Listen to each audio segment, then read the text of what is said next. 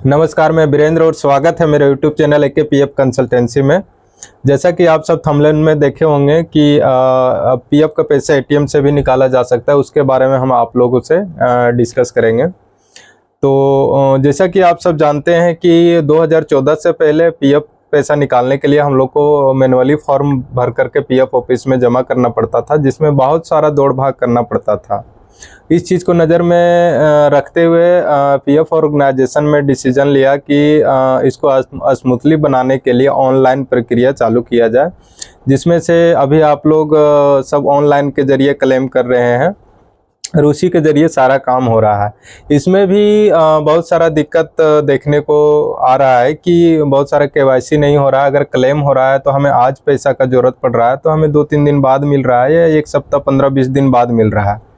तो इसमें भी थोड़ा सा प्रॉब्लम देखने को मिल रहा है। इसी चीज़ को देखते हुए अभी जो पीएफ ऑर्गेनाइजेशन में डिसीजन लिया, उन्होंने आईटी सेक्टर को इस तरह का स्मूथली बनाने को बोला कि जिस तरह का बैंक होता है, बैंक में हम अगर पैसा रखते हैं तो हमें आज ज़रूरत है तो आज ही चाहिए। हम एटीएम में जाते हैं और आराम से इंस्टेंटली पैसा निकाल करके अपना ज़रूरत को हम पूरा करते हैं। उसी तरह पीएफ ऑर्गेनाइजेशन ने उस चीज़ को इस तरह से स्मूथली बनाने जिस तरह से बैंक काम करता है, उसी तरह से ये पीएफ ऑर्गेनाइजेशन भी काम करेगी। मान लीजिए हमें पीएफ में आज ही पैसा का ज़रूरत पड़ा तो आज ही हम आराम से एटीएम, हमें पीएफ ऑफिस के तरफ से एटीएम जारी होगा, उस एटीएम के ज़रिए हम तुरंत में पीएफ का पैसा निकाल सकते हैं। पीएफ का पैसा निकालने का इसमें कुछ लिमिट लगाया जाएगा, जिसमें से ये 50% तक ही हम कार्यकाल के दौरान में निकाल सकते हैं, और अगर यदि हम नौकरी छोड़े, हमारा 2 महीना हो जाता है तो पूरा पैसा निकाल सकते हैं।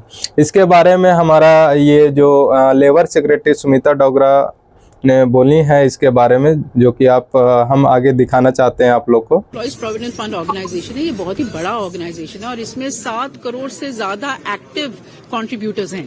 टोटल बेस हमारी इससे भी बड़ी है, तो और ये बढ़ भी रही है। जैसे मैंने अभी आपको कहा कि कितने लोग इसमें जुड़ रहे हैं। तो ये जो प्रोविडेंट फंड का प्रोविजन है, हमने इसका पूरा आईटी का सिस्टम समझा है और आईटी के सिस्टम को हम अपग्रेड कर रहे हैं। आपने देखा होगा पिछले कुछ महीनों में हमने इम्प्रूवमेंट भी दिखाई है।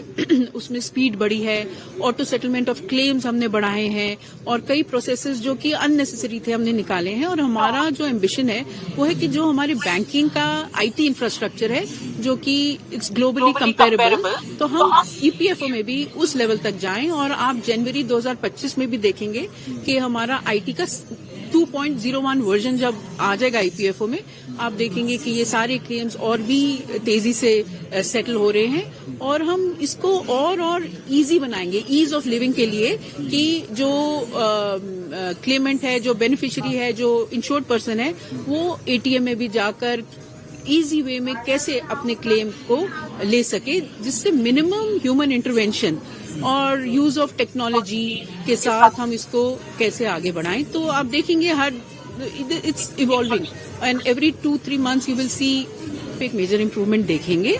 और इसके साथ साथ हम टेक्नोलॉजी तो ठीक कर रहे हैं, पर हम सिंप्लीफिकेशन ऑफ प्रोसेसेस भी साथ साथ कर रहे हैं। जैसे आपने देखा, हमने कई रिफॉर्म्स करे हैं। अभी मैंने कुछ उदाहरण तो आपको दिए हैं, और हमारा पूरा जोर इसी पर है कि हम ईपीएफओ को ईज ऑफ लिविंग के लिए और बेहतर। जैसा कि आप सब लोगों ने देखे कि किस तरह से ये आईटी सिस्टम को काम किया जाएगा और किस तरह हमें इसका फ़ायदा मिलेगा। अब सवाल ये खड़ा होता है कि जब हमारा ऑनलाइन आया था तो बहुत सारा केवाईसी जिसका नहीं होता था उसको क्लेम करने में दिक्कत होता था, अप्रूवल नहीं मिलता था। बैंक केवाईसी हम डालते थे, उसका अप्रूवल नहीं मिलता था, उसमें दिक्कत आता था। और अगर हम क्लेम करते थे तो उसमें हम बहुत सारा रीज़न डालते थे कि हमें किस रीज़न से पैसा निकालना है, उसी का अकॉर्डिंग हमें पैसा मिलता था।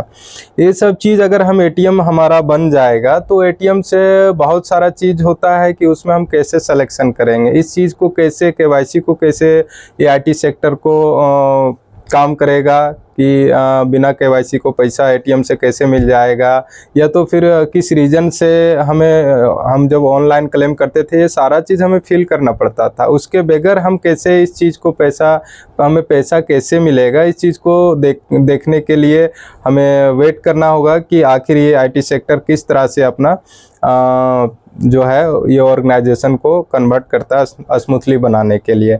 तो जब भी ये अपडेट आता है हम आप लोग के साथ शेयर करेंगे कि आखिर इस चीज़ को कैसे सर्विस मिल पा रहा है, जिसके लिए आप लोग हमारे चैनल में हमेशा बने रहिएगा। जैसे इस तरह का अपडेट आता है हम आप लोग को वीडियो के ज़रिए बनाकर ज़रूर बताएंगे। धन्यवाद।